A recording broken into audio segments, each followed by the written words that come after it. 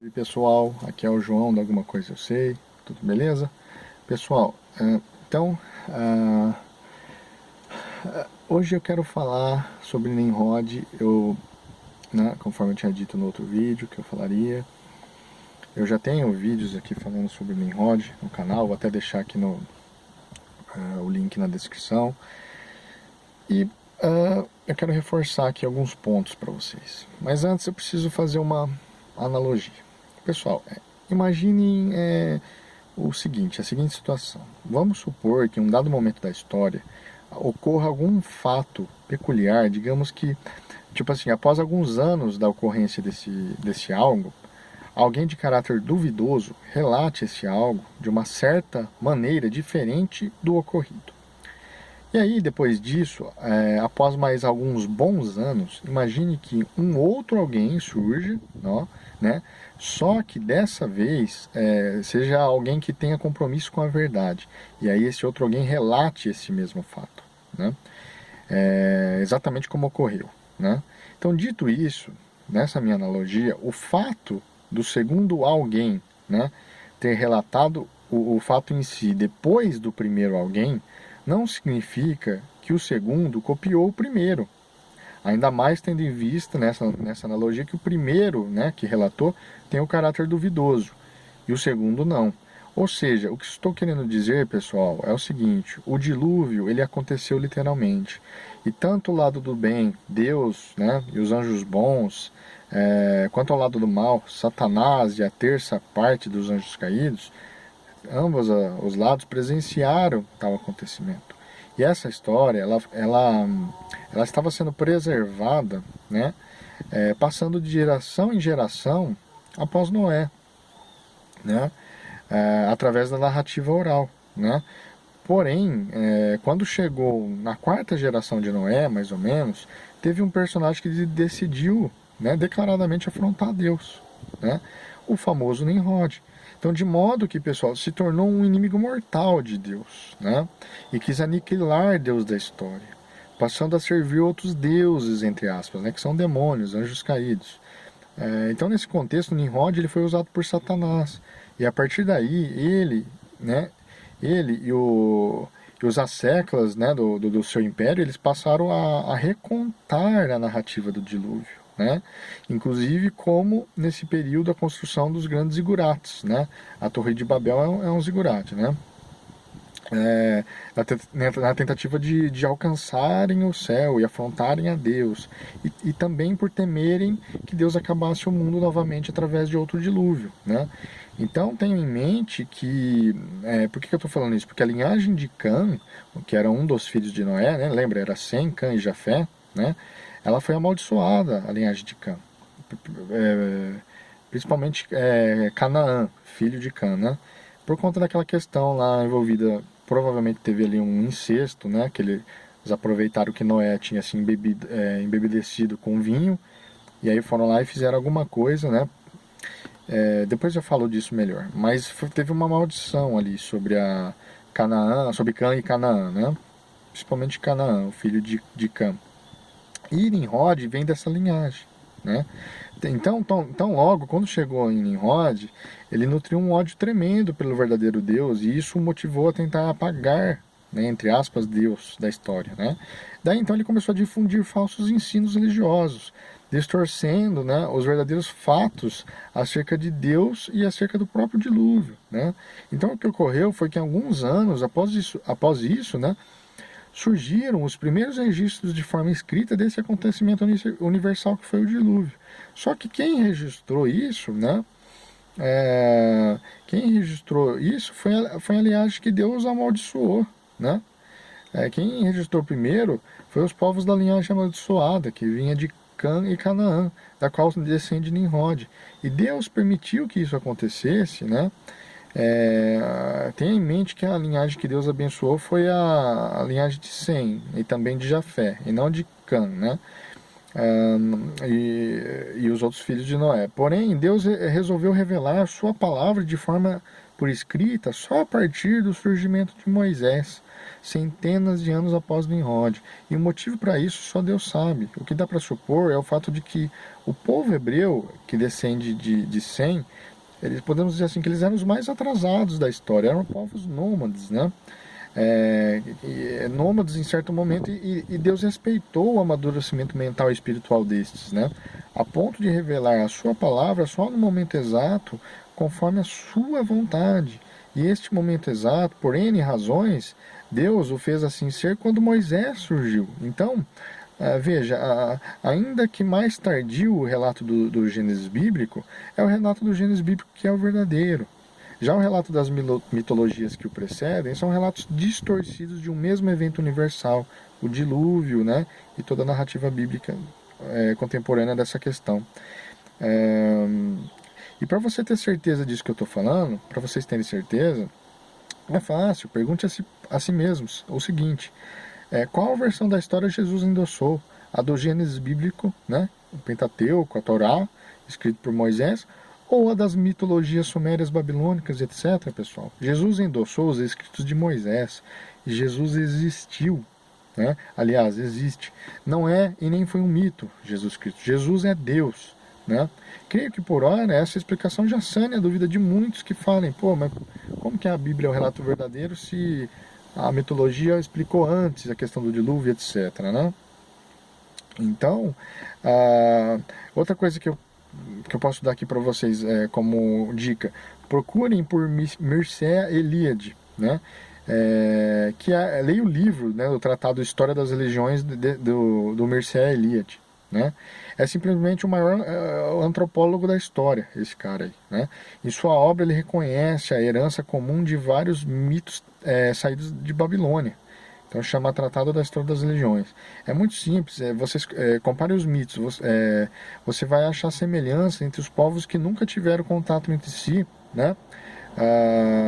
Mas todos eles falam de um mesmo padrão sobre a criação: o homem moldado do barro, os mesmos elementos sobre a tentação, o dilúvio, até a separação das línguas numa torre, né, que é Babel, contexto de Nimrod, né? Como todos podem ser semelhantes e muitos nem ter tido contato, como que se explica toda essa semelhança, né? Então, o que explica isso é a herança comum, né? O rastreio de uma única fonte de informação, né? E dali vários povos foram contando a sua maneira as narrativas, né? E de onde eles herdaram isso? A Mesopotâmia, ela possui os mitos relatados mais antigos com esses padrões, tá? Então, pessoal, é o que eu estou querendo dizer. Para vocês terem em mente, o Deus verdadeiro é o Deus de Abel, tá? É o Deus de Adão, o Deus de Abel, o Deus de Sete, posteriormente Deus de Abraão, Isaac, Jacó, o nosso Deus, Jesus Cristo. Esse é o Deus verdadeiro. E esse Deus verdadeiro se fez carne. E quando ele se fez carne, ele endossou o quê? Qual dessas histórias? Ele endossou o Gênesis bíblico, ele endossou a Torá, ele endossou o que Moisés escreveu, não o que as mitologias que a precederam fomentaram. E para vocês entenderem, então, o que eu estou querendo dizer? Toda essa sorte de distorção da verdade, da palavra de Deus, toda essa sorte de distorção começou com Nimrod e com essa linhagem de Canaã, que foi a linhagem amaldiçoada. Nimrod foi um grande rei do passado, né? Ele afrontou a Deus. Ele foi quem edificou Babel, que é a Babilônia. Nínive, ele edificou Nínive. Ele veio da terra de Sinear. Sinear na Bíblia é a Suméria. E esse Nimrod, ele foi o proto-precursor da nova ordem mundial. Ele quis desde aquele tempo criar ali um governo central com uma única língua, né? Um único domínio, uma única religião, né? Só que essa religião já tinha um viés distorcidos, né? E uma única religião assim, né? Com base no politeísmo, né? Porque a partir disso você tem que entender as regenerações que foram tendo, né? Foi criando um pano de fundo para o politeísmo, para o paganismo, para a distorção da palavra, né?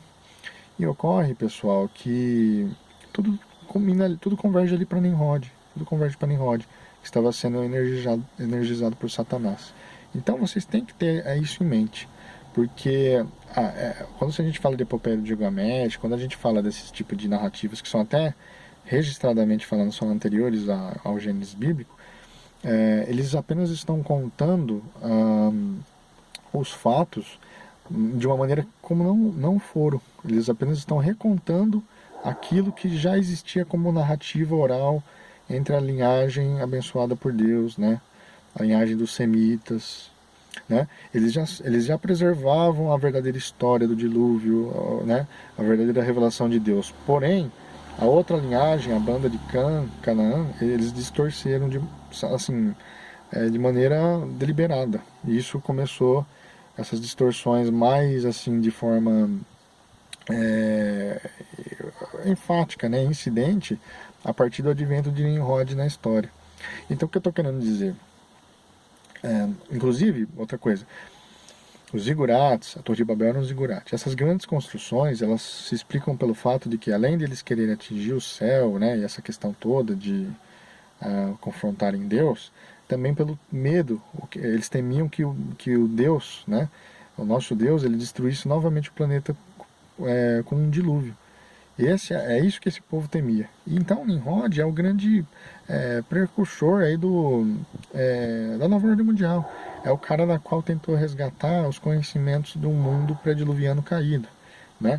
E aí começou toda a promoção das escolas dos antigos mistérios, né? E aí, quando você começa a estudar isso, você vê que maçonaria, os Rosacruzes, né?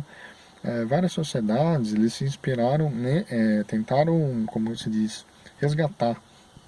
tentaram resgatar esses conteúdos, né? Que estavam sendo trazidos à tona na antiga Babilônia, né? A partir do advento de Nimrod, que é baseado em ensinos, né? De seres angelicais caídos que ocorreram no mundo pré-diluviano, da qual abriu a porta para a Cabala, a árvore do conhecimento do bem e do mal, novamente, né? Porque existia já aquele conhecimento do bem e do mal a partir do pecado original, Adão e Eva, e aí teve a banda de Caim, né?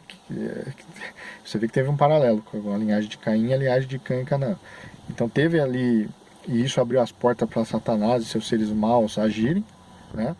Começou com esses ensinos com base que é o que se transformou na Cabala, que a Cabala não é a árvore da vida, que nem eles falam, na verdade é a árvore do conhecimento do bem e do mal.